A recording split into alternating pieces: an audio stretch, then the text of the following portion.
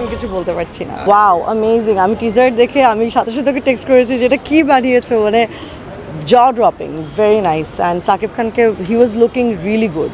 একটি সিনেমার কথা কতজন অভিনেতা বা অভিনেত্রীর কাছে শুনবেন? সে কোন সিনেমা নিশ্চয়ই আপনার ধরে ফেলেছেন। হ্যাঁ দর্শক, আমরা তুফান সিনেমার কথাই বলছি, রায়হান রাফির পরিচালিত তুফান সিনেমা এবার বাংলার বুকে ইতিহাস গড়তে যাচ্ছে, এমনটি আশা করছেন নেটিজেনরা। গণমাধ্যমের সাংবাদিকের সামনে পড়ে গিয়ে তুফান সিনেমা নিয়ে অনেক বিশ্লেষণ করলেন ছোট পর্দার অভিনেত্রী ছারিকা। তিনি শাকিব খানের নতুন বিজনেস হেয়ারলাইন এসে নতুন প্রোডাক্ট নিয়ে অনেক সুন্দর সুন্দর কথা বলেন। তার মধ্য থেকে সাংবাদিক ভাই বলেন, ছারিকা ম্যাম, আপনি কি তুফান সিনেমার টিজার দেখেছেন? এমন প্রশ্নে ছারিকা উত্তর দেন, হ্যাঁ দেখেছি, গ্লোবাল স্টার শাকিব খান তো তুফান সিনেমায় ফাটিয়ে দিয়েছে। আমি সেই সিনেমা দেখার অপেক্ষায় রয়েছি, কখন আসবে তুফান সিনেমা, সেই আশায় দিন গুনছি।